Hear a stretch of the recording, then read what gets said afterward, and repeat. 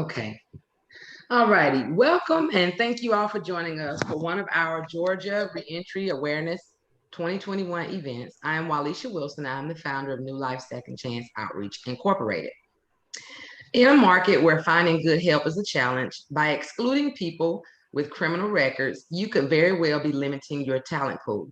The decision to not hire a qualified worker because of their criminal history could be impacting your business in ways you can't imagine.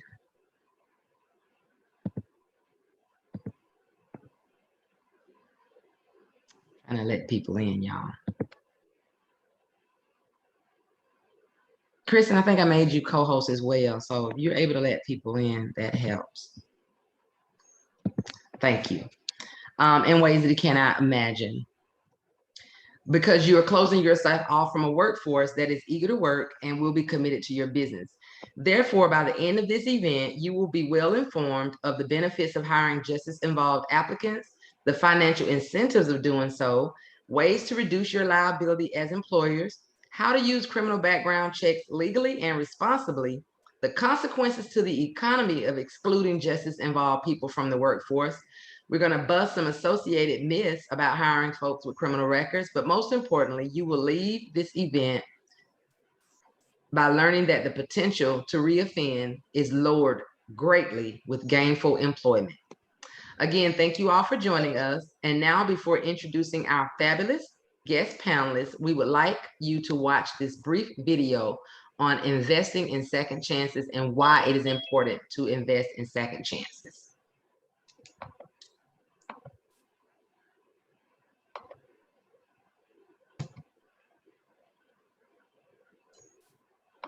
My name is Kevin Akeem Jacoby Johnson.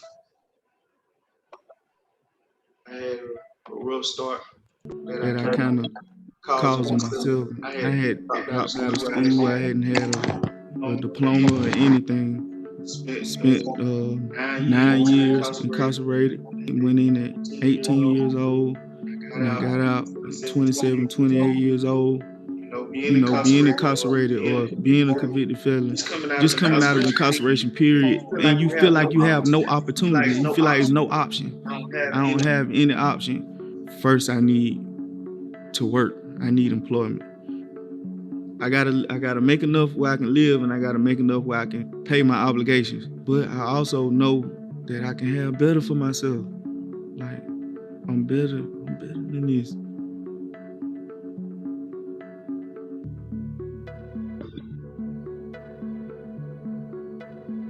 I'm going up here in the morning, and I'm gonna stand in front of this building until I talk to the right person.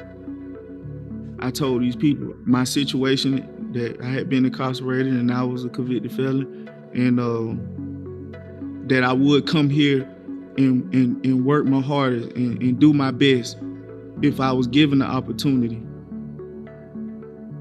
It gives you responsibility, and I think that have the responsibility that was given, it kind of helped me shape my path in my life.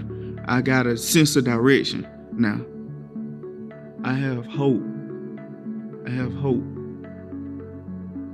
And I can see a little bit better. Well, once it was kind of blurry. I couldn't see. I'm thankful. I'm grateful.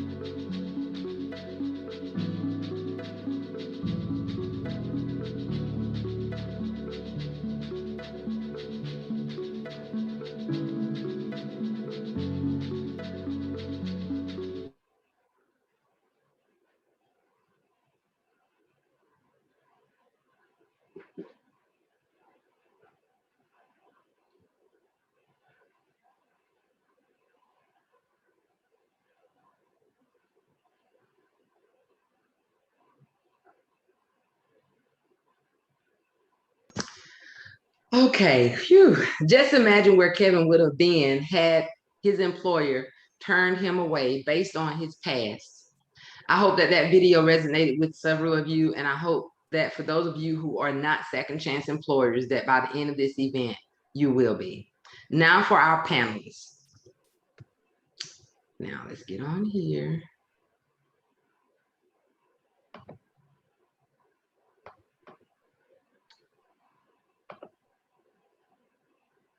We're using 2 screens, y'all, so.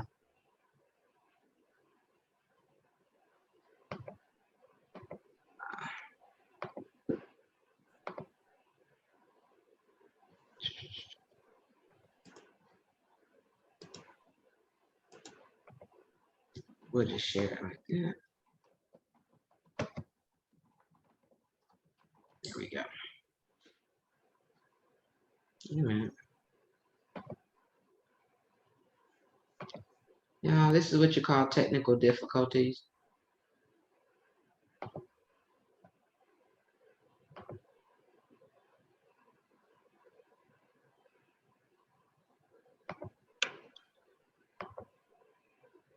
There we go. Can you all see that? Okay.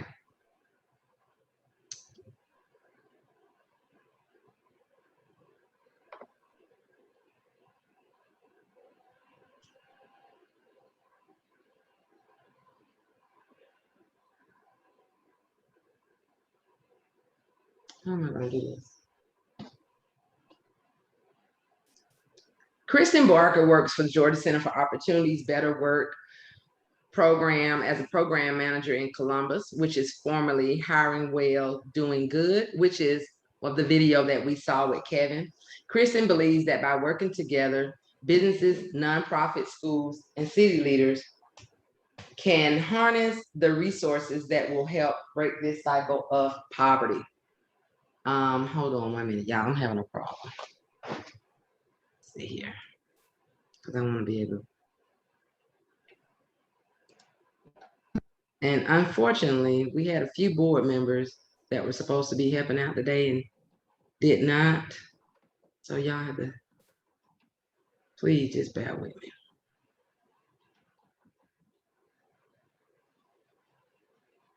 Because I want to be able to read the full bios. There's some great bios. So I want to be able to read the full bios. Okay, let me stop the share first.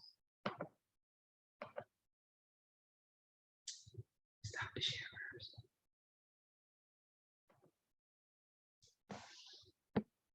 Oh, that's what it is.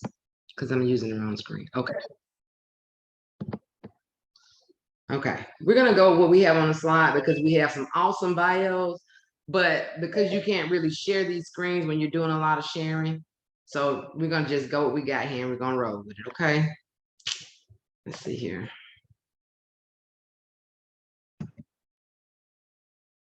Kristin believes that everyone, young and old, has the ability to succeed when given opportunity and encouragement.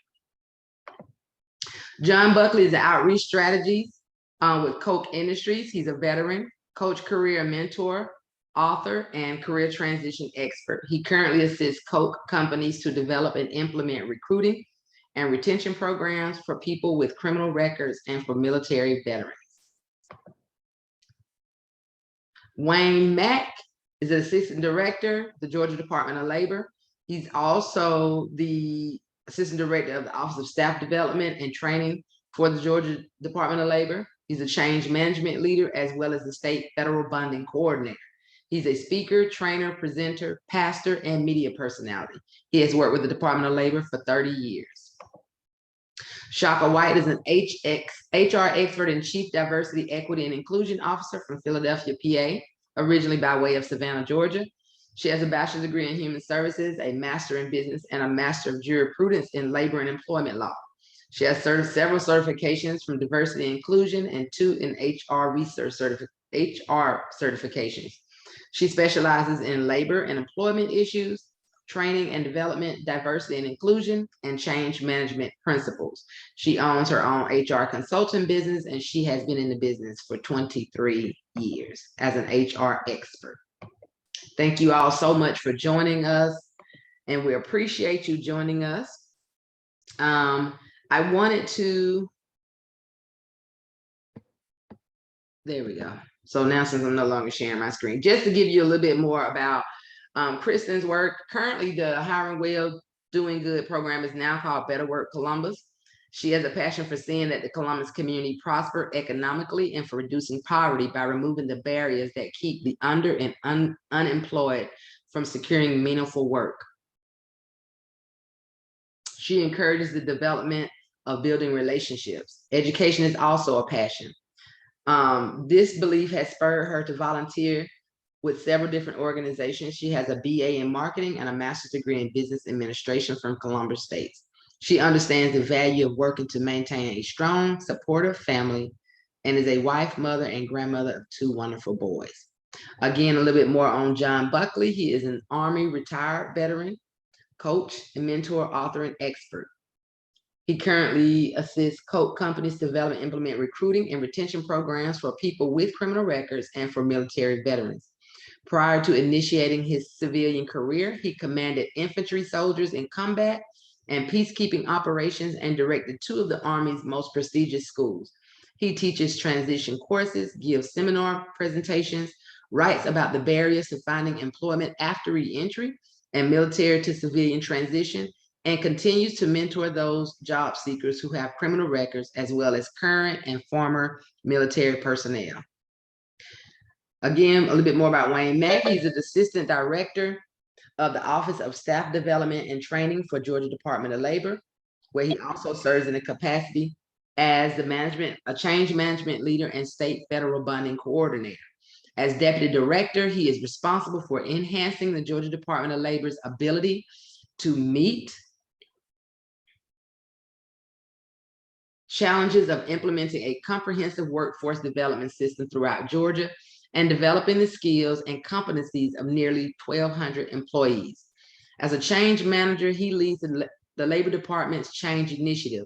In this role, he is a senior consultant in negotiating successful organizational transitions and situational shifts during times of unprecedented change related to new business enterprises. In his role as state federal bonding coordinator, Wayne oversees the agency's commitment to serving returning citizens through special programs and services such as Top Step, which is the Offender Parolee Probationary State Training Employment Program, WOTC, which is the Work Opportunity Tax Credit Program, which we'll talk a little bit about later, and the Federal Bonding Program, which we'll also talk about. Wayne is a highly sought after speaker, trainer, presenter, and media personality. His expertise is in transformational leadership and reality-based professional development through strategic coaching, creative content development, consultation, and instructional design and delivery. He holds a Bachelor of Mass Communications with an emphasis on professional public relations. He serves as the senior pastor of the Atlanta Church of God by Faith, affectionately known as Grace Place. And he's worked there for 30 years with the Department of Labor. Chaka has been with Human Resources for 23 years. And her expertise is in progressively advancing leadership roles in the food service, healthcare, social services, politics, and manufacturing. She has served as a vice president, assistant vice president, director, and regional business partner in human resources, and currently is the chief diversity, equity, and inclusion officer with the 1st District Court in Philadelphia.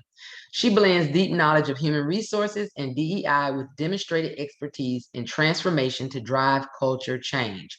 Chaka is a strategic leader who can deliver an enterprise strategy to drive culture and business transformation and instituting a framework and model to support sustainable value and success through interactive training, building strong relationships, and operating with transparency and respect.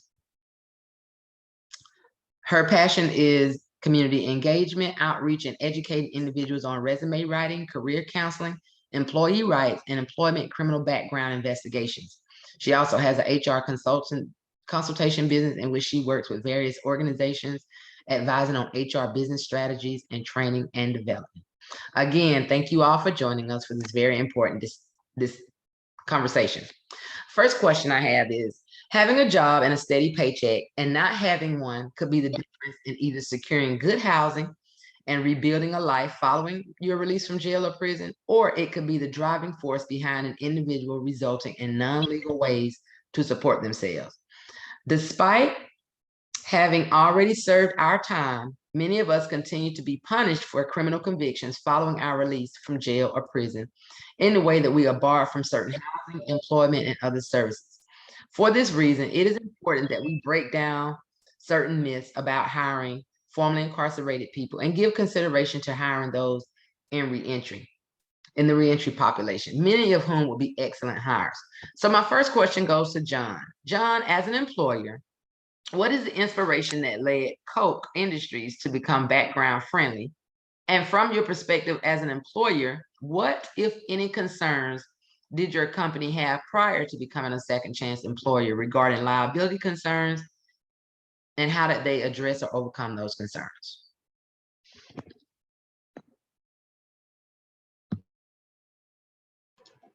First, thank you for inviting me to participate. I think for all of Koch Industries and Koch companies, getting involved in what we call our creating second chances stems from our culture, actually.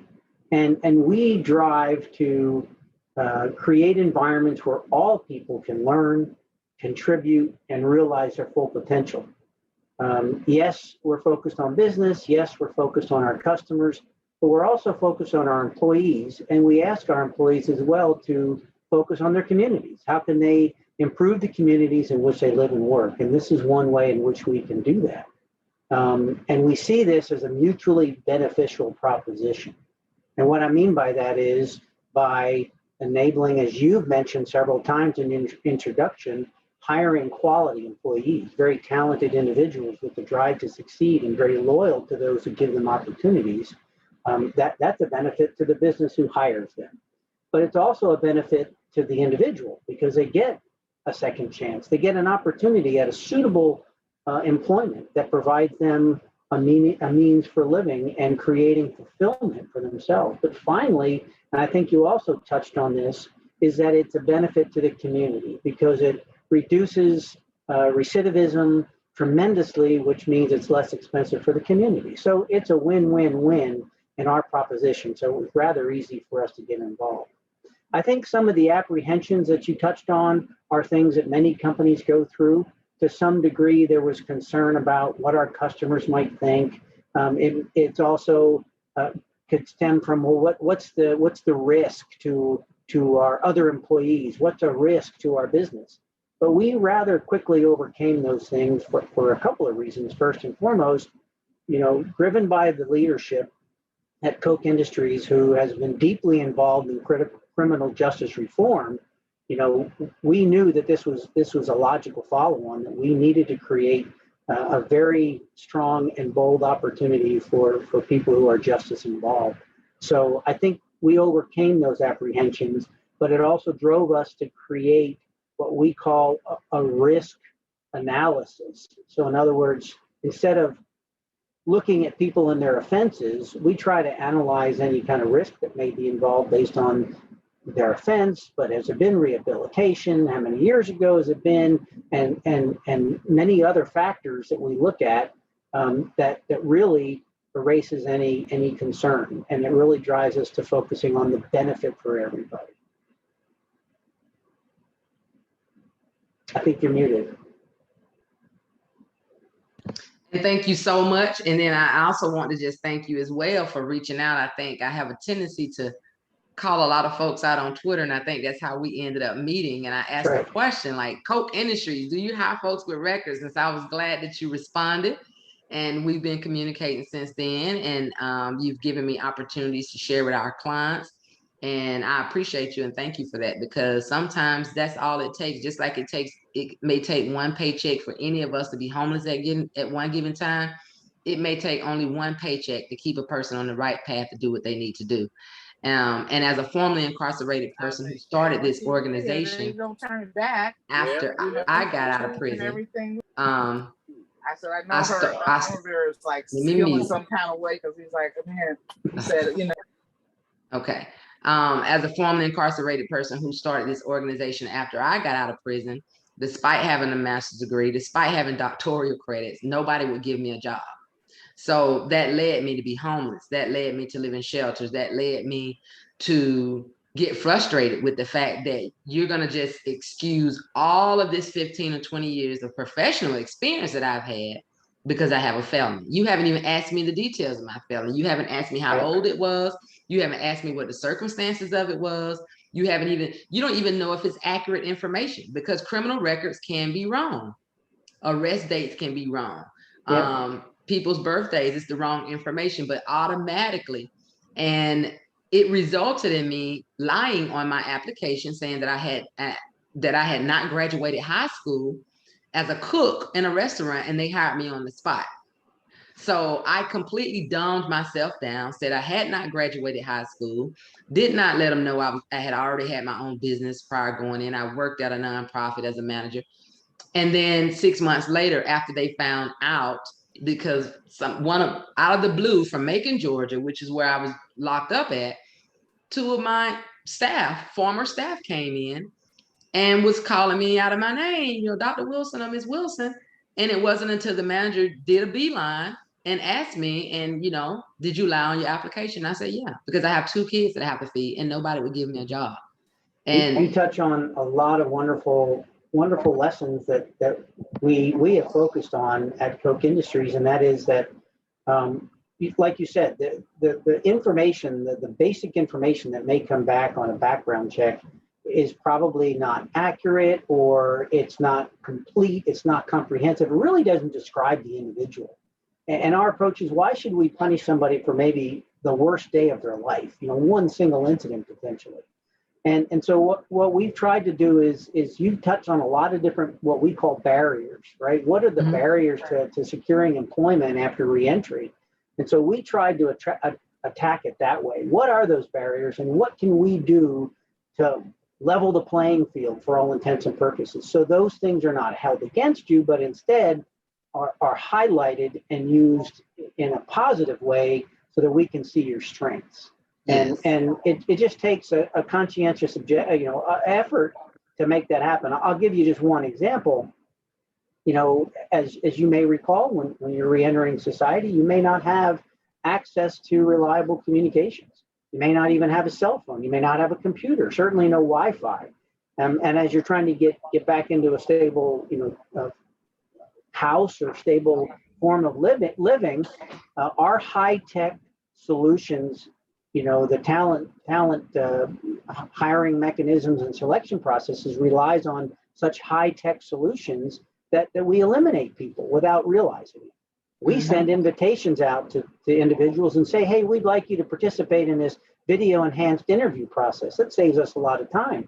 But if you don't get the email, you don't have access to get to the email, or you have no computer to be able to complete the video, enabled interview process, then you get overlooked and rejected. So we're really trying to make it what we call here at Koch Industries is we try to do a high touch process versus a high tech process. All right, I like that. That's really helps people overcome some of those barriers that you touched on. Okay, I like that. All righty, thank you so much for that, John. And I like that high touch. I like that. Second question is, in 2004, All of Us or None, which is a national organization that's led by formerly incarcerated individuals, initiated a national campaign that focused on persuading employers to remove the box on their job applications that ask about a criminal conviction in an effort to give justice-involved applicants a better chance at getting to an interview based on our skills and our character as opposed to what our past was.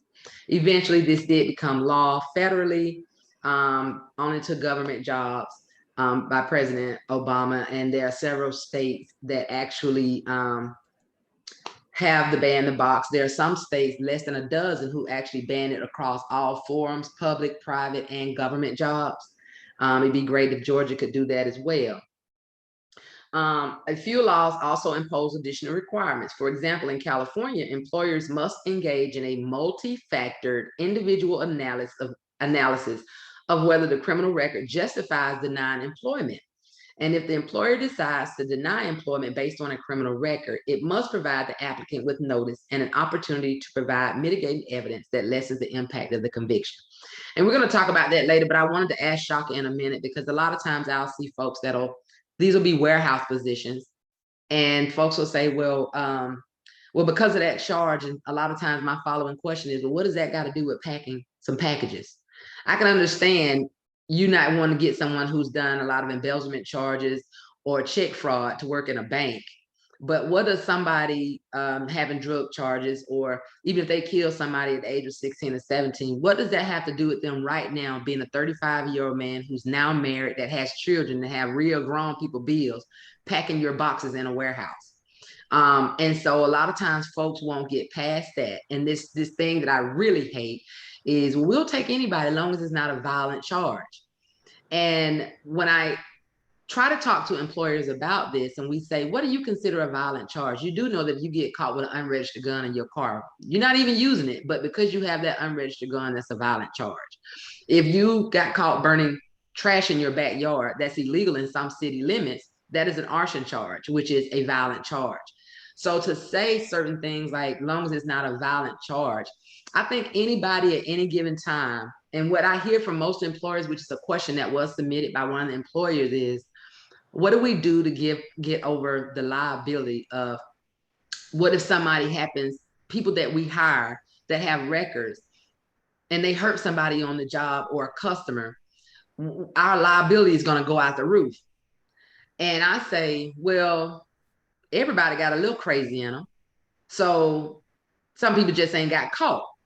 So if you have somebody on your job that does not have a criminal record and happens to get mad, because sometimes it'll take any of us anything to do something and pop off, that liability is the same with that person. If they threw grease in somebody's face or they stabbed somebody with a knife, is the liability the same? So I wanted you to just talk a little bit more about, Chaka, in your experience, what has been the greatest challenge, if any, by organizations and business that you consult with on understanding the Ban the Box initiative, as well as when they talk to you about liability issues, as comparing, there's more liability. Me personally, I don't think you get more of a liability to a person that a criminal record than one that don't.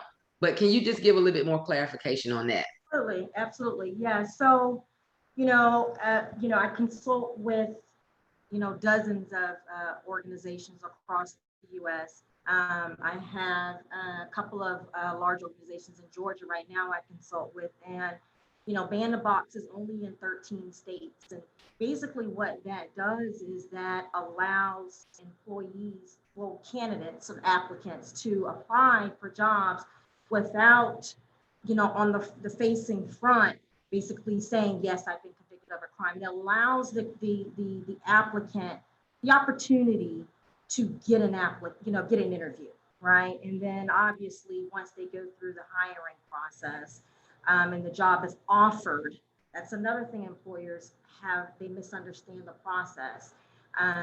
You extend the job offer, then you go and do the background investigations, you do the references, you do the criminal background, you do all of that after you do a contingent job offer.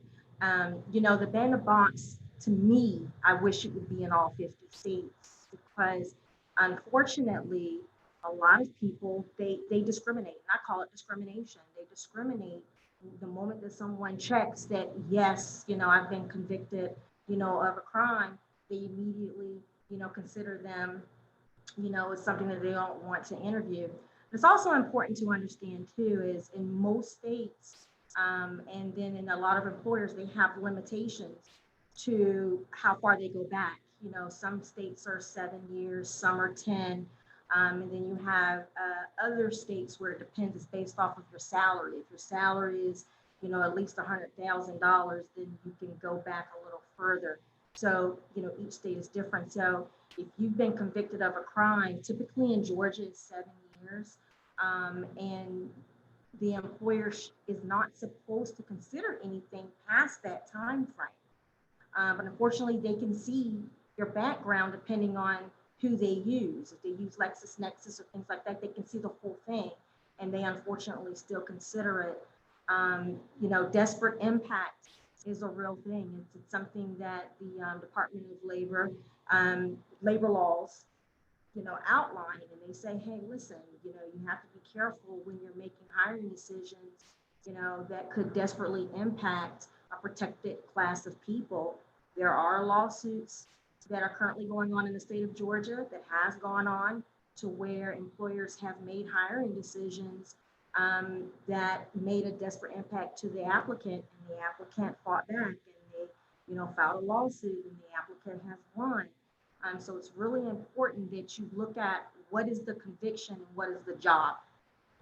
For example, if you have a warehouse and you're stacking boxes, or you're driving forklifts, and someone has, I would say, possession. That's a really big thing around here, possession.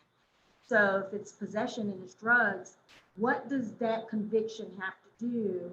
You have to ask yourself the question as an employer, what does that conviction have to do with the job? And if it has nothing to do with the job, then you extend the job offer. Let's say it's theft. Well, you wouldn't want to put someone in accounting or payroll or human resources that would have access to sensitive information if they have those convictions within that limit, that time frame. So you do want to look at that. But employers need to stay away from that blanket statement as we don't hire anyone with convictions. Obviously, if you're in a sensitive, industry where you're serving children, mental health, or things like that, obviously because of their state and maybe federal funding involved, that's different. We're not talking about that. But as far as anything else, employers are gonna have to stop worrying about liability, because every employee is a liability. Every single person that you hire could be a liability. They can do something one day and cause an issue. So, we can't worry about, concern ourselves that much with that, unless there are certain things. Like I know Megan's Law registration is an issue for a lot of people. And for those who are not aware what Megan's Law is, that is for individuals who are, been convicted of sex-related crimes, particularly with children, and they're required to register. There are a lot of employers who will not deal with anyone that has to do with Megan's Law's registration. So kind of a lot of what I said, but employers need to really start thinking and look at each situation on a case-by-case basis, and not in a blanket, we don't do X, Y, Z. Yeah. Thank you so much for that, Chaka. And I'm glad you brought that up, because I tend to do a lot of advocacy. I sit on the board of directors of an organization that is currently working to try to change Georgia's sex offense laws. And as a person who, as a child and as an adult who has dealt with molestation and rape, I have to understand that I have to separate my personal feelings for certain things as opposed to me getting people jobs. And as doing this work, and since I've been released, I have come to realize that not everybody, and I think what employers need to learn is that not everybody on the sex offender registry is a sex offender. There's a difference between a sex offender and a person who, a lot of folks don't know that if you urinate in the wrong place, too close to a school, you can be placed on the sex offender registry. If you're 17 and you have a 15-year-old girlfriend, you can be placed on the sex offender registry. And these are all clients that I have that I'm calling out these type of reasons why they're on the registry. I have a lady who's been placed on the sex offender registry for 25 years. Get this, she's in her backyard with her bathing suit bikini bottom on. She's topless. She has a 9-foot wooden fence. She's in her backyard sunbathing. But because there's a little boy next door who's up on his second or third floor and he can see down in her backyard to see her bare breasts, she is on the sex offender registry.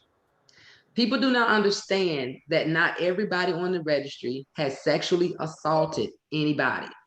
And there have been several cases of women. 20% of the folks that's on Georgia's sex offender registry are women.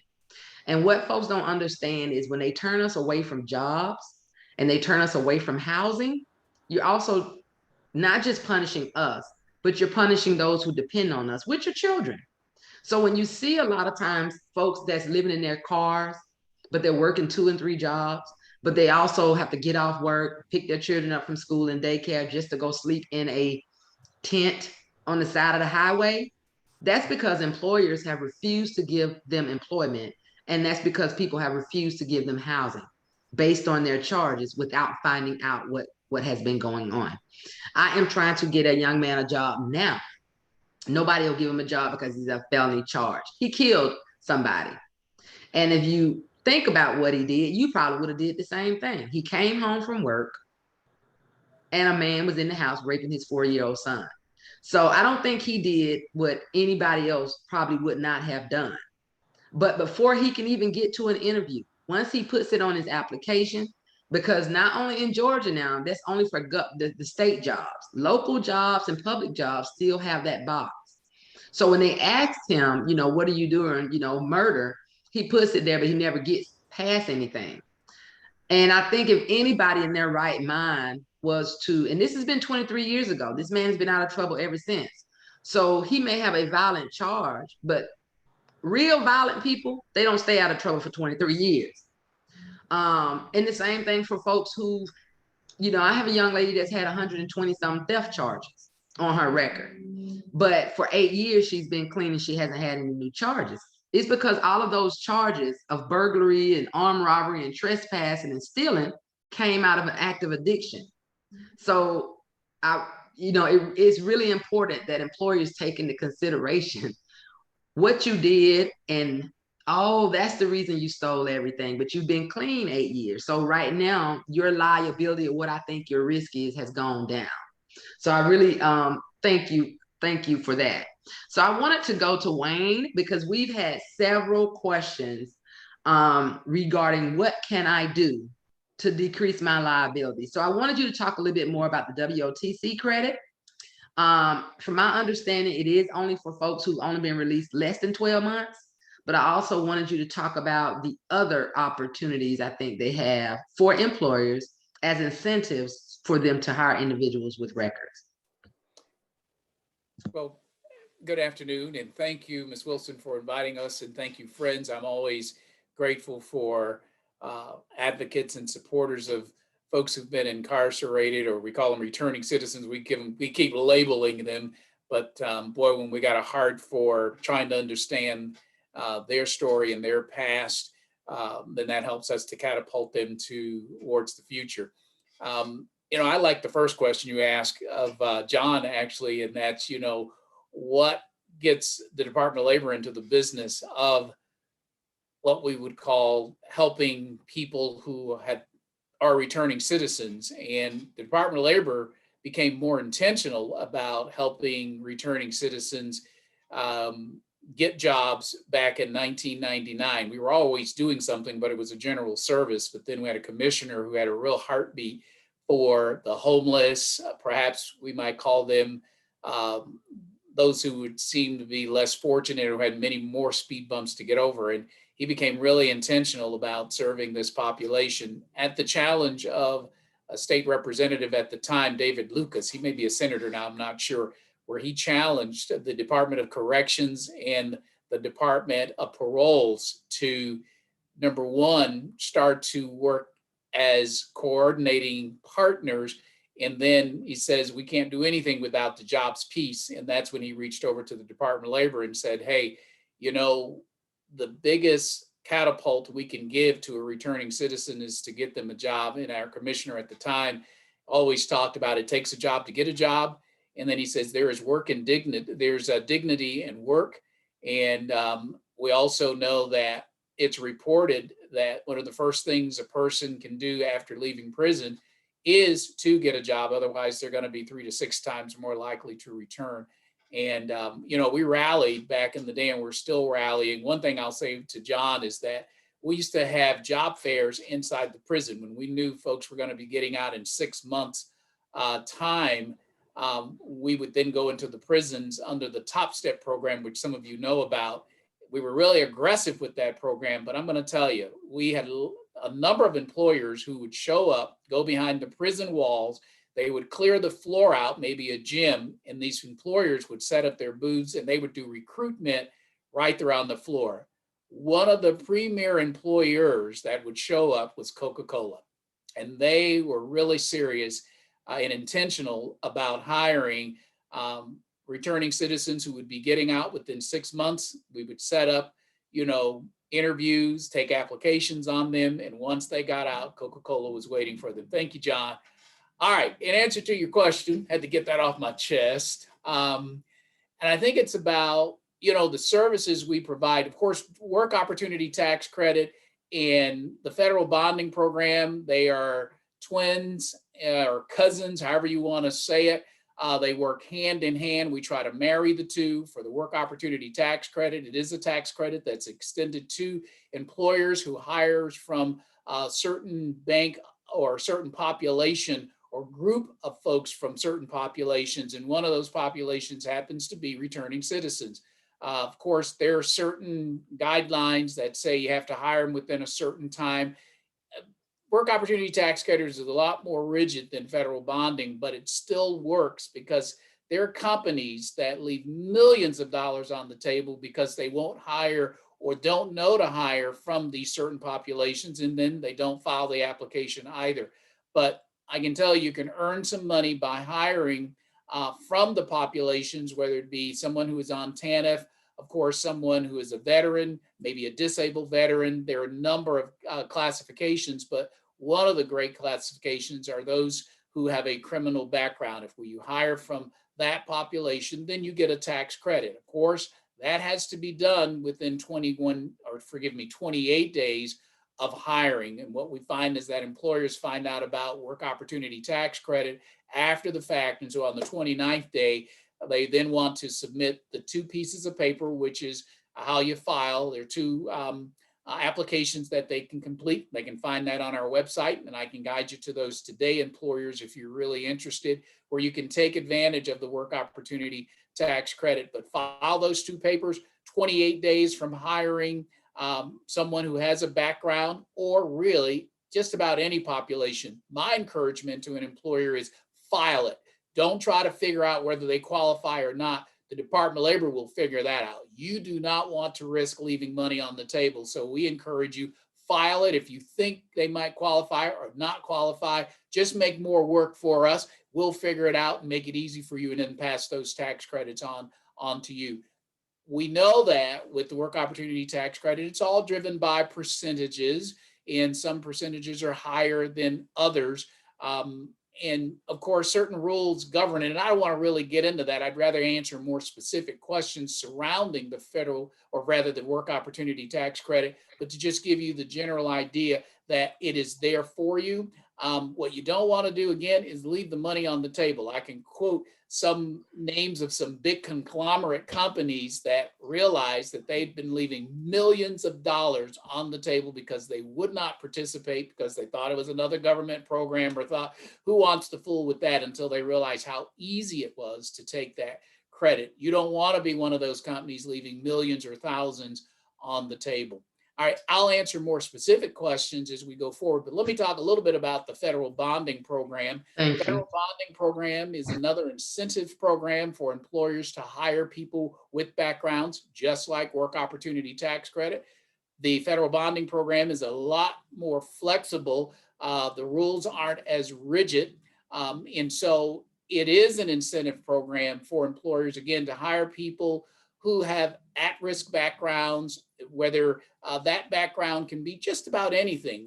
Our probably 90% or 95% of the customers that we bond or who are part of the bonding program have backgrounds. From other populations, it could be someone with a dishonorable discharge, someone who is TANF, someone who doesn't have a work history. But Georgia was one of the leading voices for federal bonding back in the day. We sort of changed the rules of federal bonding, and our rule became, if a bond is issued and it could remove the barrier to employment, we would bond you. Didn't matter whether you fit those categories or not, we were going to bond you. And we tried to make the program as flexible and as convenient, particularly to employers. In fact, we've reduced the program down to 2 pieces of paper back in the day, and now it's 0 pieces of paper. And it's really the best kept secret, honestly, federal bonding. Bonds they're good for 6 months, free of charge to the employer, free of charge to the prospective job seeker.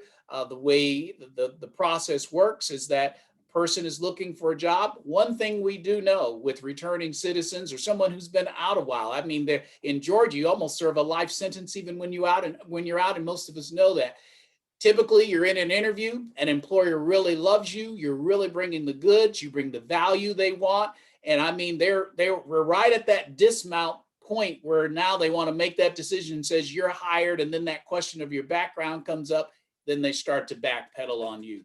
That's where federal bonding steps in, and we try to train our customers in how to use federal bonding to shift the conversation, to keep the conversation going, rather than to experience the chill of an employer saying, well, let me think about this now that I know about your background.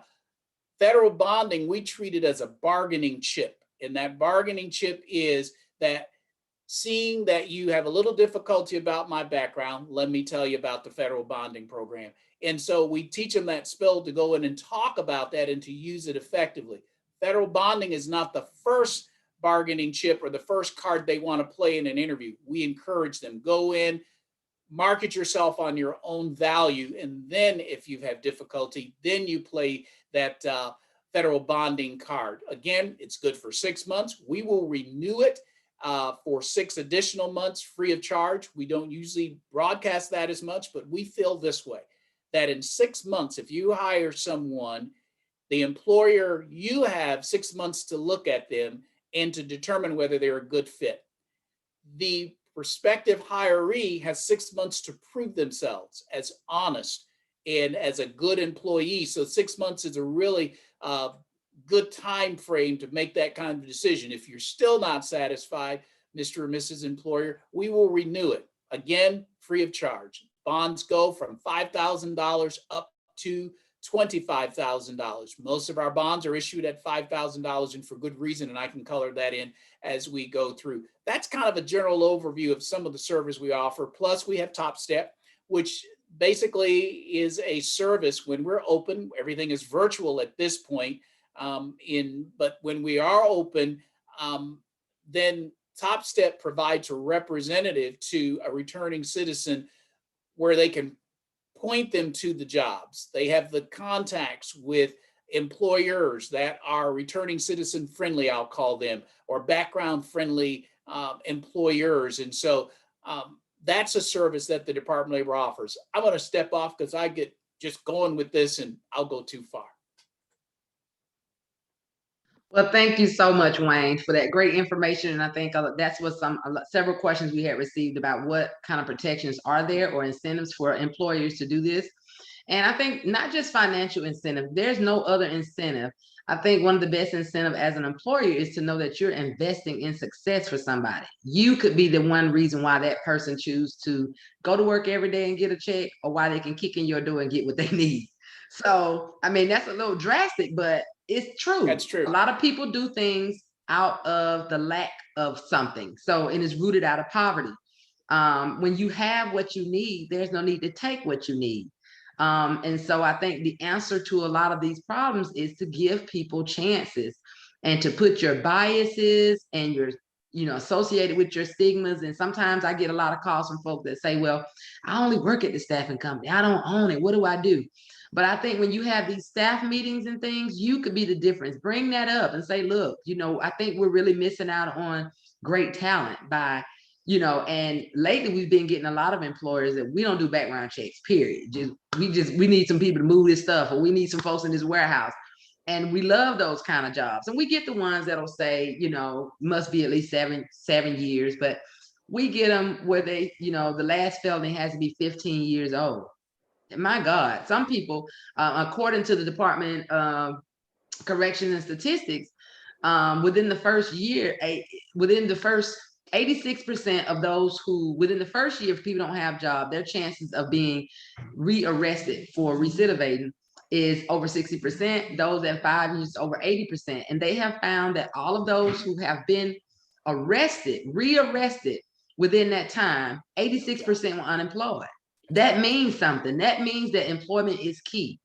Yes, and so when you have an opportunity to do something, even if you are not an employer, there are things that you can do. Me personally, which I started about 3 years ago, I do not spend my money with any employer if they don't hire folks who are not background.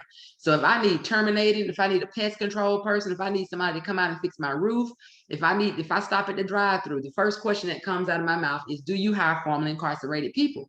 And when they say no, I tell them why they are not getting my money, and I go and give my money to somebody who does, because it matters that we support businesses who are supporting our own, because all of us are affected when people are not working. Working leads to homelessness, and homelessness, not only is it a drain on society, but there's dignity in employment and there is dignity in housing. And regardless of what your charge is or whatever your crime is. And then another thing is, a lot of people don't realize that just because you went to prison doesn't mean you were guilty. Regardless of what it is, folks need jobs. No society can expect their citizens to walk a straight path if their citizens don't have access to what they need to live and be self-sufficient.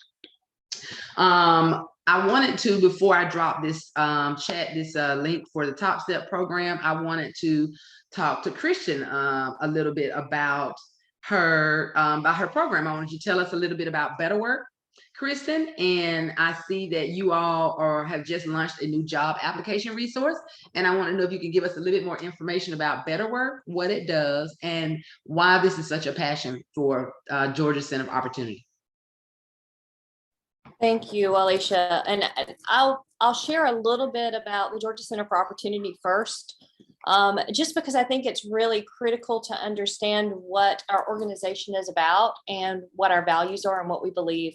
And I know that word dignity keeps coming up, and that is such an important reason and value behind what we do every day. The Georgia Center for Opportunity, it's a nonprofit organization based in the Atlanta area. And I just love working for the organization because of this very strong core belief we have, all of us, that every person should have access to quality education, to meaningful work, and to a healthy family life. And so this is true regardless of their beliefs, their background, their past mistakes, no matter what they've done. And so because of this belief, we work with community partners on finding solutions to those issues that tend to keep people stuck in poverty. And in general, we work on 3 levels. We work at the policy level through leveraging community partnerships or by developing systems that can be used to address those existing service gaps that tend to bubble up. Now, I'm not involved with the policy work itself, but the work that we do on employment, it does help to inform the work that's being done at the policy level. And then, those partnerships are so important because it's just not effective to address poverty and isolation. It's not effective. And so the only way to make real and sustainable change happen in our communities is going to require cooperation. Cooperation from people throughout all sectors of the community that can come in where it matters most in our neighborhoods and our communities. And our employers, you're a key part of that and the work that we're doing. And when I think of the focus on second chances and the focus that our organization puts on that and the value in providing second chances for people. And I think about the stories. So, we keep talking about hearing stories and sharing stories. And I hear these stories all the time. I think about the person who I talked to that spent time in prison and then pushed through the challenges when they came out, got an education and earned a licensing, only to find out that they had absolutely zero opportunity to be able to work in the area that they, were licensed in. And this is it's a real problem. Or the person that I talked with a while back who managed to get a good job with a company, worked so hard for years and proved themselves. And then they did such a great job that they were encouraged to apply for a management position. And when they applied for that management position, the corporate office had to run a different kind of a background check. And when that background check came back, they were told they had to leave the organization. And the people they worked for fought and said, but that's not right. This is one of our very best employees. And they said, we don't care. So those are the kinds of stories we should all care about. And we should all care about that, because it's only going to be when all people, including those who are returning from their community or returning back to their communities after serving their time, which is 94%, right? Everybody's going to pretty much come back home. So yeah, it's only when they're able to find safe housing and employment that we're going to start to see less poverty, less crime, and greater prosperity in our communities and those communities where we work. And we're all going to be a vital part of that. So, I just wanted to kind of share that, but also talk a little bit about my work within the Georgia Center for Opportunity, which is focused on employment. And Walisha, you shared a little bit about that earlier. We used to be hiring while doing good. Our new name is BETTERWORK Columbus because it is better aligned with what we're about and what we do. We are focused on helping people who are chronically unemployed or underemployed be able to connect with existing resources in the community, be able to find employment that will allow them a pathway to earning a living wage, because that living wage is so important. And if you don't know what living wage is, it means a wage that's high enough to be able to maintain a normal standard of living. It's just being able to live and pay your bills and not have to work 2 and 3 jobs, like we talked about earlier, to have to do that.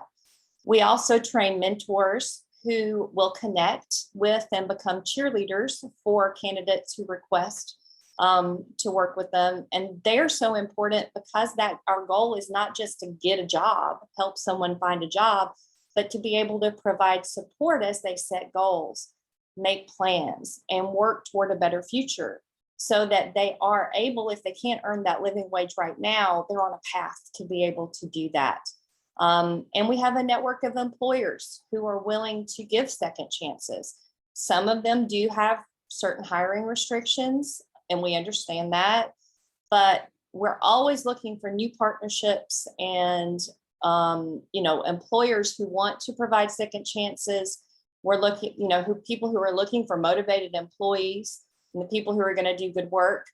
In fact, I love, Walisha, that you started off talking about Kevin, because I found out about Kevin while I was doing a training with one of our partners, which is Columbus Waterworks here in Columbus, Georgia. And as I was talking to this room full of managers in this organization, they started to go on and on about one of their employees. And they were literally fighting over him. They were, he worked in my department and you took him from me. And you are not going to get him. He is staying right where he is. And so I started asking questions, and that's how I learned about Kevin. And so we set up the taping for that story that you saw earlier. And I actually want to share another video that is a video about Kevin, but it's actually a video that's partially from the standpoint of the HR recruiter who hired Kevin. And so I'm going to really quickly just share that with you, but then I'll tell you a little bit more about that impact Kevin made, because it's just, I'll show you. I'll let you see first real quick. All right. So I'm going to open this up and hopefully, can everybody see that? Well, give me a thumbs up. We can. All right. Perfect. All right. So I'm just going to share this really quickly. My name is Inez Godby. I'm over our recruitment program at Columbus Waterworks. My name is Kevin. I had a rough start that I kind of caused on myself. I had dropped out of school. I spent 9 years incarcerated. Kevin comes to me and he says, my name is Kevin Johnson and I'm in need of a job. What do I need to do? And I felt like as long as they see me and they hear me, I got a fighting chance. He came out here and worked hard and works hard every day. And because of that, we have a loyal employee. It's important that as a community, we collaborate together to help people get into the workforce, whether they're transitioning, whether they're looking, whether they're coming out of prison. Doing so, I think, helps strengthen families, and for that, it strengthens the community. Everybody deserves second chances in life, not just because of a job, but in life, period. They have the opportunity to come in and be welcomed by our family. You are part of the Waterworks family. It kind of helped me shape my path in my life. I got a sense of direction now. All I had to do was open the door for Kevin. He sold himself and kept it. I knew what I was gonna do with my opportunity. I knew.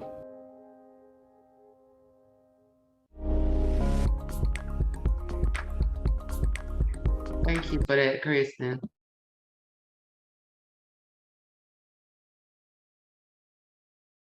Sorry, forgot I was muted. So I love Kevin's story, and I loved meeting Kevin and hearing his passion, because he has truly become an advocate for other people who are in his position. He told us that he will go in the corner store, and when he hears someone talking about there's no hope and I'm hopeless and there's no chance for me, he will sit there and say, yes, there is, and this is why. Look what I've been able to do. He just bought a truck not long ago of his own. And so he is working his way toward that future that's a better future for him. And he is inspiring others to the fact that they can do that as well. Now, I want to say all of that to say, if you going back to the ban the box idea, if you put that checkbox at the very beginning of the process and you count someone out because of their background, before you hear their story, before you know who they are, before you understand the situation, you're going to lose employees who could be great employees just like Kevin, and who could add so much to your company and to your organization. And so I just hate to see that. And so I would say, don't do it. Don't do it. Wait, hear the story, understand if you've got concerns about liability or policies, get information, get educated, because you can find a way to be able to do that. And then because of all of this, the work that we're doing, Walisha mentioned we recently launched an application, a new online application. It's a process that allows job seekers to just complete a very short application, less than 10 minutes from our website. It's really great because it's a quick application process. They select the employers they'd like to work for.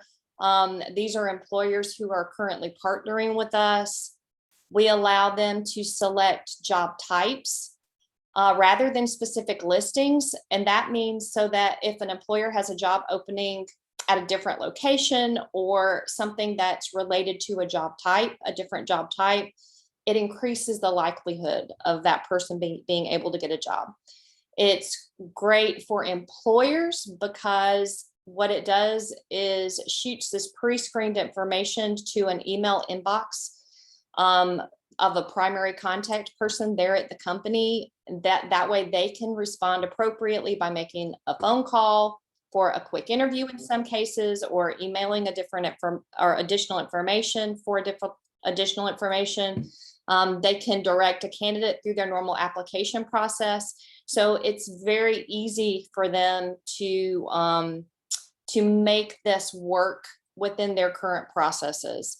And so far, the feedback we've gotten is really great. We've been able to easily connect people through this process with opportunities, and we've gotten good feedback from employers, and we'll continue to get feedback and to make the process better as we work. So you know, the push behind doing it this way was the feedback that we got from people saying, I run around all day long, I put in applications everywhere and I never hear anything back.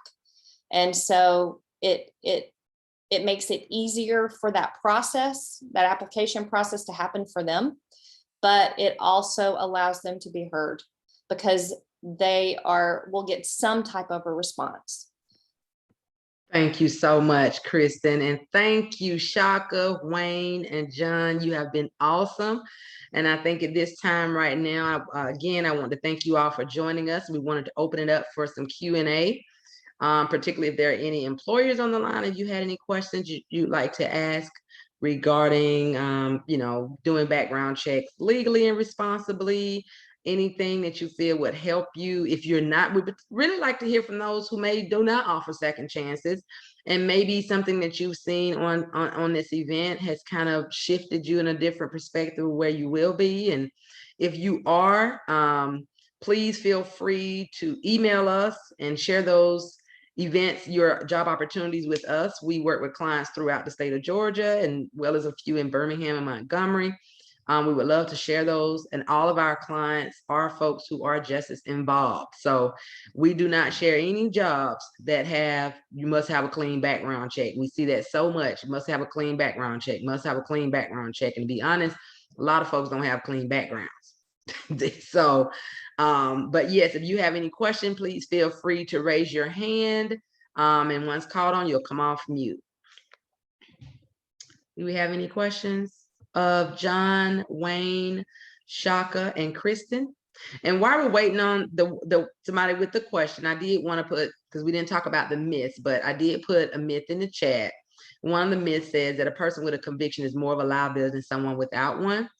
And this is false, because there have been plenty of times, whether it's employers that have called us saying, send us more of your people. But there was a study done by Harvard University and University of Massachusetts in the military that showed when they got folks that had criminal records, there was not only a less of a liability, but those people with the records were more likely to be promoted faster than others. And that also busts the second myth that people with criminal records are lazy, lack discipline, and unreliable. And of course, if you can handle the military, which is the most strict and most disciplined place, you can handle somebody's job. So we just want you, a lot of these things, the way we're hiring folks is based on bias and social stigma. Stay away from the media, because the media will have you thinking every person is a criminal. And also just to know that sometimes background checks, considering that African Americans and Latino Americans are most impacted by arrest records, they're also the most that's impacted by criminal records. And sometimes when you tend to say we're going to rule out drug charges or violent charges or things like that, especially when you're in a heavily populated minority area, 9 times out of 10, you're ruling out a lot of Black and Latino applicants. So I would think you also want to be very, very careful of that, because then you start running into these things that you don't see anybody, and it's really weird to be in the South side of town. And that's what's the most awkward part. You're in the South side of town, and probably an area that's considered crime-ridden area, heavily populated, high poverty area. And then you have to say, we don't hire folks with records. Like, what are you doing in our neighborhood then? You should be, if you're going to be coming over here getting our money, you should be giving us some jobs. Hey, so Rose, there's a question for. Okay, let me see. Okay, and where's the question? Go ahead and unmute yourself. Okay, Andrea, did you want to say that online, or you want me to read it out?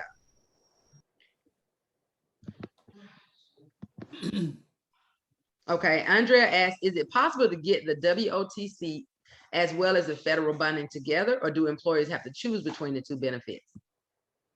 They are cousins. They come together. We love for them to come in pairs.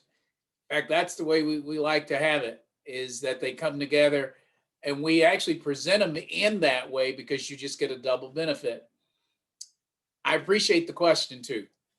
Ms. Wilson, I want to go back to something you just said. I was going to go right back to what you'd written in the chat box about the liability. And, as a person who has a background, he brings more of a liability to the workplace than someone who does not. You are so spot on. In fact, let me just say this with regards to the federal bonding program. The federal bonding program, once you're actually bonded for 6 months, what happens is then you then become commercially bonded under a company's commercial insurance where you can get bonded. The thing is that if you've got a criminal past and a criminal background, most companies that carry commercial business insurance, that insurance will not allow you to be bonded. But once you have been federally bonded for at least 6 months, there is a provision now that now qualifies you to now be bonded or bondable under a business commercial insurance. So that's a big plus. So I say go for it. But you're no more, in fact, people who have a background are more liable to shoot straight than those who don't have a background. But psychologically, it conveys a different kind of an effect. Thank you, Wayne. Were there any other questions? Sorry, Walisha. Okay, so I had a follow-up question to that. Is any business eligible for those two benefits, from like a corporation to a corner store? Say again, Andrea, you're asking me that question? Yes, sir. All right, ask it again. I could barely hear it. Sure, I'm sorry. There's a lot of noise where I am. Are any businesses eligible for, or employers eligible for, both of those benefits, from say a corporation to a tiny little corner store? Yes, in fact, those two programs don't discriminate. Probably Work Opportunity Tax Credit probably has the more rigid rules. And let me just read from something that it talks about for the Work Opportunity Tax Credit. Number one, we target new employees. That's within, the first 28 days. Now, who does not qualify would be these. It would be relatives and dependents of the employer don't qualify for Work Opportunity Tax Credit. Former employees that have been working there and then they come back, or they've been working there for more than 29 days or 28 days, you don't qualify. Kind of a soft rule there. No matter how long it's been, you can't boomerang and come back to that employer after some time. And then the majority owners of a business, if you're in a partnership and you're a majority owner, you don't qualify for Work Opportunity Tax Credit. That's the only thing that would really preclude you. Now, as far as the boomerang effect, if someone has worked for your company, it's if it's like a summer youth that comes back every year, then you can qualify. So they're exempt from that. As far as the federal bonding program goes, the only folks who don't qualify for federal bonding are those who are self-employed. So we employ, if you work for a staffing agency, if you work part-time, if it's a temporary job, we're going to cover you. Our goal is to remove the barrier and open up the way for you to get work.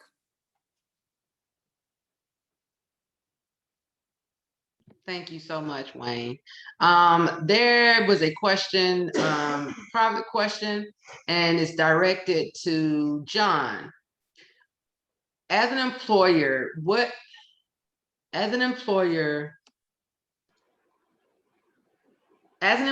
is your biggest fear with hiring people with records? And why are you, I think what they're trying to say, what is the biggest fear you've had, and what was the biggest, I guess at any point, are you afraid to let people know that you hire people with records?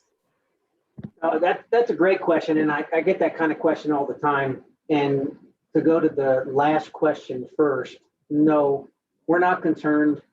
As a matter of fact, we put more effort into trying to attract peer companies to participate in creating second chance employment opportunities. So it's just the opposite. We're not concerned what others think of us. We want others to join us. And as I mentioned to you before we started this discussion, Koch Industries has joined the Second Chance Business Coalition. And that's a collection of like-minded businesses who are very interested in creating second chances. And their whole effort is to share best practices, to share lessons learned, and bring on board many other companies. So there's no concern what others think of us. As a matter of fact, we prefer them to think, to turn them around and join us. And then going to the first one, I think really the biggest concern that we had as we were entering into this endeavor, actively recruiting folks who are reentering society was are we building a sufficiently adequate and fair background check process? And what I mean by that is, as we've said earlier, to truly assess if the offense is going to create risk within the workforce or within the company, and in a way that is favorable to the candidate as opposed to favorable to the company. And so we take risk and we assess the risk, and we're very open to looking at, this has been an offense that occurred many years ago, there's been some rehabilitation, there's been some training, and look holistically at the individual and the contributions and benefits that they can create for us, as well as we're driven by that whole mutually beneficial relationship that I talked about up front, which is that it's not just good for us, but it's also good for the individual and ultimately good for the community.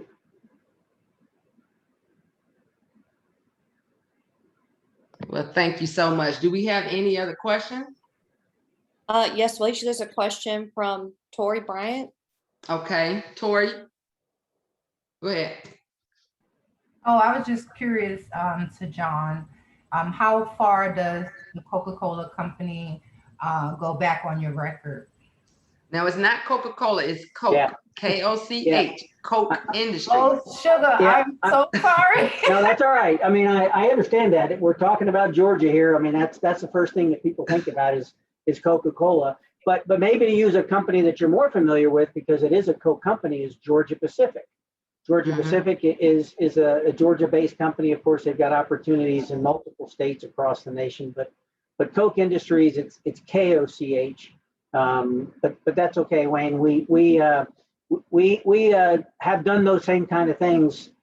We actually have a program down, I think it's in Louisiana, where we have folks who are in prison and they leave the prison to go to work across the street at the Georgia Pacific facility, and they work all day, and at the end of the day they go back across the street, and then usually we hire them when they do reenter. But our background check, I mean, of course, we try to look at not just when it occurred, but certainly we don't want to go back further than 5 or 10 years. But it's really, again, it's a holistic approach. So we don't want to just look at what was the offense. I think somebody mentioned it before. What does this offense have to do with the responsibilities you're going to have in the role is the first thing. But then secondarily, has there been some rehabilitation? And usually there has been. And then has there been a reoffense? If there's not been, I mean, that's a positive. And then additional training and certification. So we try to look at it, again, with a holistic approach, as opposed to just, oh, this was an offense and, we won't accept those kinds of offenses. So we don't have a single thing on our books that says, this offense we will not hire for, or we won't hire somebody that has this offense. We want to do that comprehensive review to really assess if there is any kind of risk to us. And I'll give you a statistic. So for the month of, for the first 3 months of this year, when we looked at this, we came up with roughly 1,400 new hires who had negative information in their background checks. And out of those 1,400, there were only 31 who we ended up saying, I'm sorry, we can't hire you. So, I mean, that's I think a pretty good testament to how thoroughly we do these background checks. That's a great question, Tori. I apologize, sorry. No, that's okay. Thank you so much, Tori. And I did drop in the chat that they are still doing some hiring. A few of the pieces, I actually shared these a few weeks ago with our clients, and 2 of them have closed already, but those are the ones that are still actively hiring, as well as the link to the other Koch jobs that are hiring at the other companies. So I did drop that in the chat.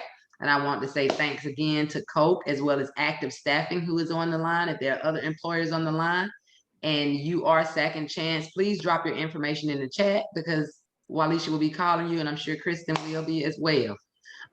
So please drop your information in the chat. while we wait on another question, if you have another question, we have about 10 more minutes of this program. I wanted to also ask you all, just remind you that this is Reentry Awareness Month in the state of Georgia. In 2016, we requested from Governor Deal that it be recognized statewide, and this is our 5th year of having it honored throughout the state. And so I see you, Gary. So we are doing these events to recognize reentry awareness throughout the state. Right now, we have another event lined up on the 19th, which is a housing roundtable, which will address the issues of the lack of housing for individuals with criminal records. Please join us for that. We're also actively accepting donations. We are an all volunteer ran organization. None of us are compensated. And right now we want to start a service that we've never done before. We want to start, one of the biggest challenges with people getting jobs is the fact that they don't have IDs. They're being released from prison without IDs and social security cards and birth certificates. So we are able to connect people with jobs, but they don't have IDs. So we are actively raising funding for 2 campaigns to assist with getting birth certificates and IDs for individuals. And if they need a social security card, even though there's no fee for that, we will be kind of guiding them on how to get that done. We would love for your support to help us do that. Our goal is to at least help 20 people this year with their IDs so they can start working. And then we have a housing campaign where we're working to raise money to start housing programs throughout Georgia for folks who are impacted. You don't know the number of people that we get that say we need housing, we need housing. I got 4 kids and I'm sleeping in my car, but nobody will give me anywhere to stay because of a charge that's 10, 20 years old or whatever. So if you could please support us, we would greatly appreciate it. All of the money goes to helping our clients. And it'd be really great to get an actual office space where we could do some of these great events in person, but that'll come with time, I guess. We are currently in Jonesboro in Atlanta, so we are looking, but of course we need support to do that.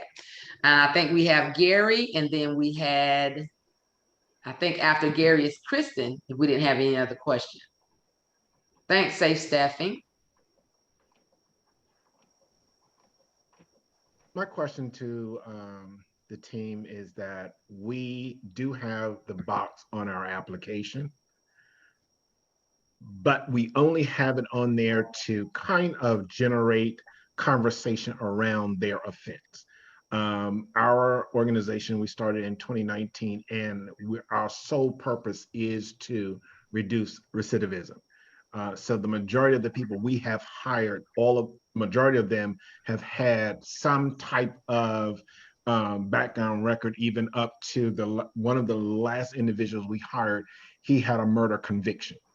I guess my question is, and kind of helping me to understand the mindset of a reentry citizen, because one of the things that we're finding at Safe Staffing is that we hire them and we try to slot them with a life coach to kind of walk them through life and whatever comes up. And what we're noticing is that they lack communication skills. They lack soft skills. They will up and quit, and we won't get any information. And so anybody help us to kind of understand how to kind of alleviate that, because if you notice, we got 5 to 10 landscaping jobs that we're paying $13 an hour, and now we just signed a contract with another company that looking for pool service technician at $15 an hour in the Gwinnett County area. And so we're trying to really recruit for these client of ours, but we're finding us some difficulty.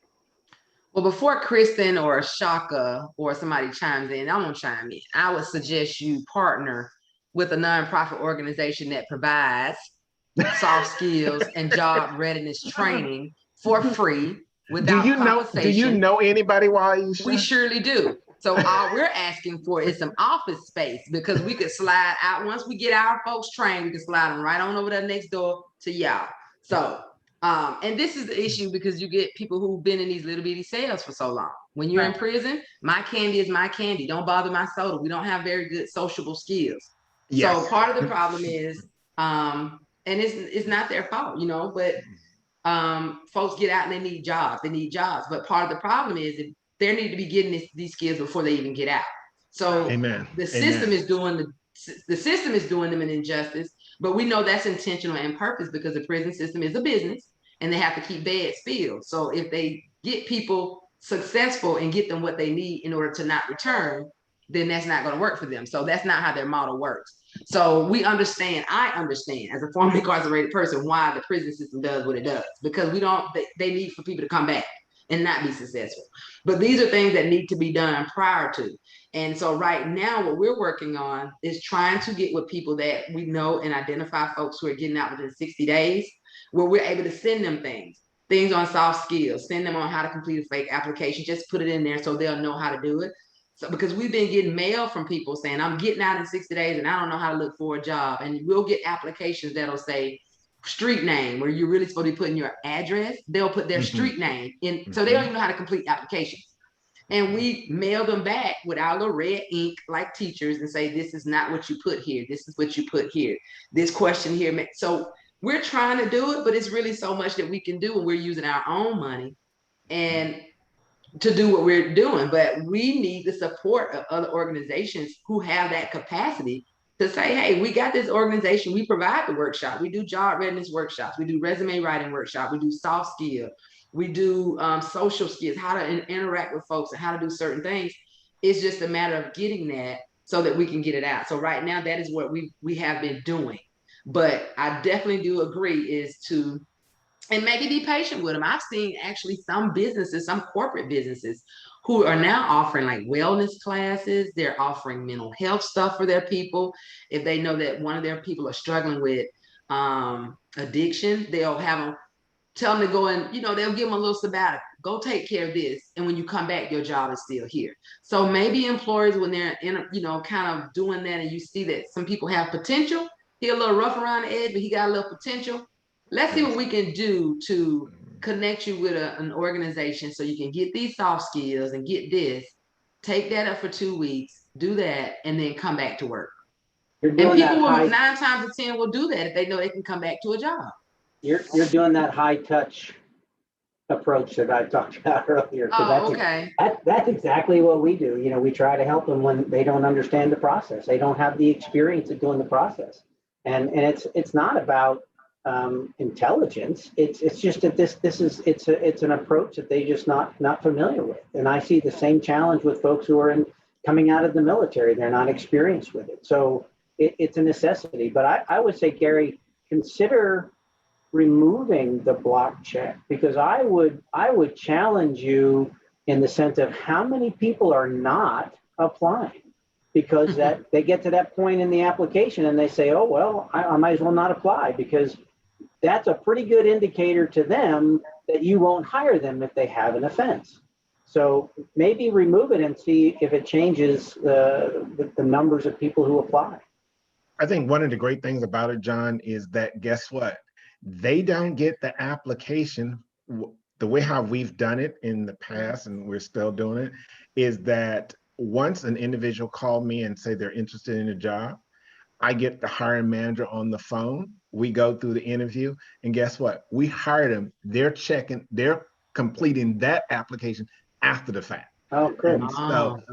So you're looking at, we have it there to kind of to gather the information, and truthfully, like how you said, we really could take it off, because one of the things is just, I want to see, because I like Chaka, I've been in HR for close to almost 20 years. And so the thing is, just be honest with it. You already got the job. Just be honest with me and with the hiring manager. So the fact that if there is certain things, even to the point like what Waisha said earlier, one of my employers, he does not prefer hiring sex offenders. And one of the things, after being on one of Waisha's previous roundtables, I kind of went back to this individual and said, before we immediately dismiss this person about the sex offender, let's have a discussion with the individual to see what was that sex offender, what was it? And so we have not had a sex offender. Like I said, we've had from murder to drug charges and whatnot. But you're looking at that, check the box. That's when we're now sitting down and just finalizing, doing the paperwork. Because by that time, I'm giving them an offer letter. They have the job and everything. And like what Aisha said earlier, one of the other things I would challenge organizations is, like how she said, please, please, please help these individuals get their identification, because that is one of the other roadblocks that we run into out here at Safe Staffing. I'm ready to hire the person. Matter of fact, I've already extended the offer to them for them to later come back to me and tell me they don't have the proper identification for us to do the E-Verify. And so I know that has been one of my little soapbox things that I've been on for a little bit, talking with my partner, Lee Robbins, as well as Lorenzo Lewis, which was one of our master life coach, is that really, really trying to get people to understand we've got some positions. We want to hire people, but we need to make sure that they have the proper documentation. And you're looking at Social Security card is free. Those other ones may cost you a few dollars here. You can request a birth certificate, but if you got, I'm from South Carolina, and so you're looking at, if you got an antiquated record keeping system, it might be a little hard for you to get a birth certificate. The one thing I would add to all of that, I agree with everything that you've said. And I had the same thought that you did, John, about, you know, people tend to see that box and it reinforces a feeling of hopelessness if that's already there, right? Like, never mind, I don't need to apply. But having it later, I think, negates that somewhat. So that's probably not an issue here. The piece that I would say is the more relationship is there at the beginning, and that does come somewhat with the soft skills training. And I know Walisha's got like relationships up the wazoo with all of the people that she's helping. But that's why I lean so hard into the mentoring and having people who are there, because once that relationship has been built, it is less likely that you're going to have people just kind of falling off the radar. At least that's been my experience. Right at the beginning, that happens more often than once the relationship component is established, because that helps to establish a level of trust and people know that they can count on you. So that's really been important for us. Just before we get off of here, because I know we're done, I had a quick question for John. Do you think that it would be possible for us to get more information about the process you went through in creating that adequate and fair hiring process, that we might be able to put it in some format that we could then help educate other employers about how they might do that as well? I would love to see that happen if that's a possibility. Sure. I've actually written what I call a strategy that lays out some of the barriers to reentry associated with, securing employment, some possible considerations companies can have in the sense of how can they help or how can they partner with other organizations, to help, like nonprofits that we've already talked about. I mean, they assist. I mean, so yeah, I'd be more than happy to share that. We also created, if you will, it's more or less a spreadsheet that gives the outline to the risk-based analysis that we use in our background process. Be more than happy to share it with you, Kristin. Yeah, I don't know about Walisha, but I would appreciate it. Sure. I think we could both find ways to kind of help support other employers who might want to do this with that. Sure.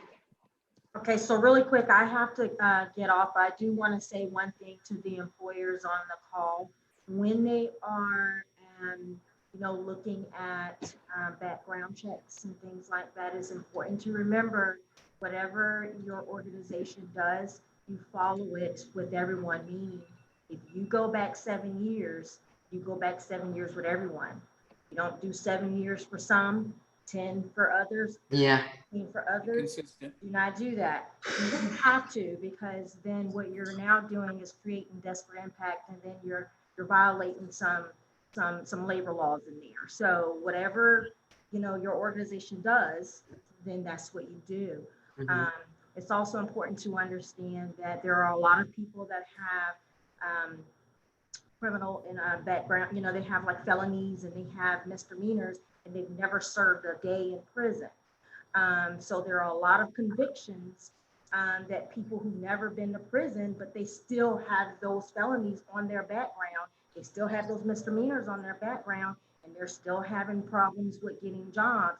That's why it's really important to understand when you are looking at, you know, background checks. Another thing is understand your county and know what the codes are.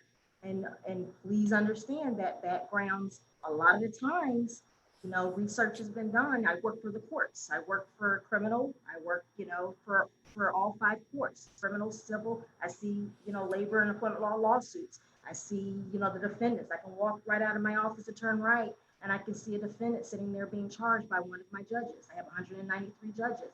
A lot of the backgrounds are inaccurate. So it's really important to, if you see, once you've extended an offer and then you run a background check and you see something on there, talk to the applicant. Say, hey, listen, I see this on your background. Would you like to talk, you know, would you like to explain it? Talk to them. You know, don't just say, hey, they're out, and then you send them an adverse, you know, letter, you know, follow up and ask those questions. And so it's a lot of things that, you know, employers can do on their end if they don't want to go down, you know, other avenues. Just understand there are laws and there are processes that you have to follow to be fair and to be consistent with people who have convictions. Well, thank you, Chaka. And I think that was the perfect thing to go out on. I thank you, and I appreciate all our guests for joining us. And if there's anything, nothing else I want you all to know is to understand that having a criminal conviction is not leprosy. We should not be the last resort because you need qualified people. We are people who happen to have a felony. And if you give us an opportunity and give us a chance, we may work the rest of the folks under the table. Why? Because we have gone without jobs for so long that when we finally find a job, we're likely to stay longer and put in more work and effort. So again, we thank you all for joining us. If you would like to connect with New Life Second Chance, feel free to visit us on Facebook. We're on Twitter, Instagram, and also if you are directly impacted, formerly incarcerated, you have any type of criminal record, you can go on our website. Andrea, can you drop the website in chat? Go onto the website and go to applications and referrals. The clients, that's meaning those with records, because we only help people with records find jobs. We twice a week, we send out resources of background friendly job openings, housing opening. Landlords may call us and let us know that they have apartments they're willing to rent out, legal clinics, anything like that. We send them out twice a week. If you work with individuals with criminal records, convictions, you also have an application that you can complete at that same link that Andrea dropped in the chat, and we will add you to that list as well. If you are an employer and you're wanting to partner with us, and when I say partner, that's nothing that costs you anything, but that's just a matter of knowing that you're our partner. We love to have your logo at the bottom of our website. We love to be able to say that these are people we can send you. If you want people, we can send you. We got about 300 folks we can send you throughout the state of Georgia. But you got to be open to give second chances. And we love it when you're actually willing to work with those who are on the sex offender registry and give them an opportunity to explain. If anybody. So thank you all so very much. We appreciate it. And once I can figure out all this technology, we'll try to see if we can get this uploaded on YouTube, but don't count on it. Hold on a second, Walisha. If anyone wants to go ahead and leave, they can. I've got a young man that's asking a question, and I do not feel comfortable leaving without responding. Okay. And I forgot to tell y'all, me and Chaka used to work together. Chaka knew me. I've known her for Chaka used to know me pre-incarceration. Yes. So we worked at the same place before I got locked up. Yes. And so it's been a long time. Okay. This so was a question. Respond to Timothy, and I don't want to hold anybody else. Okay. They told me not to even report back to my assignment because of my record. Why did they hire me in the first place? So Timothy, what a lot of employers do, which is advised actually, is to extend an offer of contingency. So what that means is when you are interviewed, go through the interview process, the employer extends an offer of employment on contingency. That means contingent on a successful completion of your background check. If they do drug screening, then it will be the contingency of a successful drug screening or anything else that they have that's required for that job. Depending on how many places you worked, how many counties you've worked in, they have to check when they're doing a criminal background check.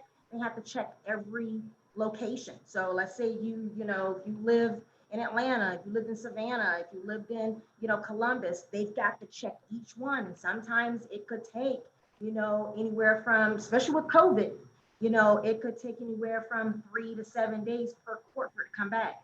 I've had employees work for a month to 6 weeks and were working, and then their background came back unsuccessful and they had to be terminated. So Chaka, where in that does it come in the employer's mind to say this person has worked 6 weeks, 2 months, they ain't bothered us, they worked all day, they come in early. Do we really have to fire them just because it came back? I mean, policy. Okay. So what happens is when the HR department hands them their paperwork, they sign a contingency letter.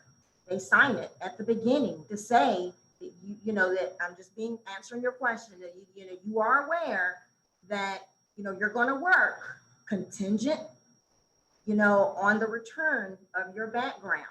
So the applicant is aware, hey, okay, I'm going to work until my background comes back. That's why when I was running HR, when I was the head, you could just tell, being in HR for a long time, you could tell, you get that vibe from that person that there's some hesitancy, especially when you're interviewing them and they're asking you questions about, well, how far do you go back? Whenever an applicant says, how far do you go back, or, what are you looking for? You automatically know that there's something, right? Okay, so I never say anything during the interview because it's not appropriate, employers, to, mine is Gary, because Gary's a staffing, so he has to. But as an employer, we should not be asking about backgrounds during the interview process, right? If they bring it to your attention, if they talk about it, then they open up the door, but you should never open up that door. So I don't talk about it until after I've extended that offer and that contingency is signed. Once the contingency is signed, I say, hey, listen, and I keep it real. I said, listen, we're gonna go back, we're gonna check 7 years, we're gonna check 10 years. Is there something I need to know before it comes back? Maybe I can help you. And then, they'll either tell me the truth or they'll leave some things out or whatever. And I let them know. But yeah, that's how contingency works. So Timothy, that's exactly what happened. You worked under contingency until your background came back. And that's why they terminated you. And it's unfortunate because they will walk you off the property. Well, and Timothy, you just email us or complete that application, and we're going to send you to some folks who don't care about doing Tennessee. They don't do background checks. All they go is, they just need some folks to work, and we're going to help you see if you can get your job. Andrea, drop the link in the chat, complete that, and then if you need to call me to make sure I got it, then do that. And we're going to let Wayne take us out. Yeah, let me also amplify what Chaka just said, because that bodes with Gary. What Gary just said, I'm checking their honesty, and so you have an upfront opportunity to divulge that, especially if the employer has on there, they still have the box on there that says, do you have a criminal background? You have an opportunity, be honest right there. When I talk to my customers who come for federal bonding, I always have a good talk with them.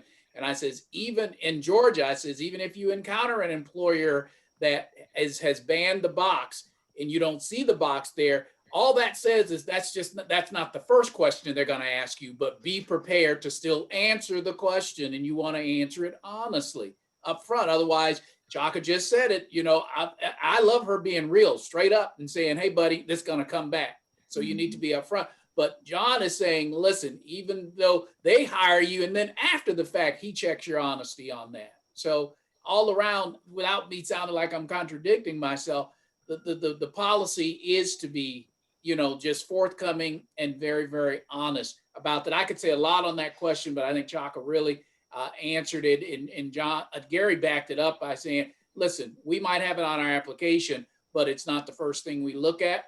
I love what Kristin said, because it really is about relationships. You having that talk with them, you connecting with them, on and on and on. That is so critical.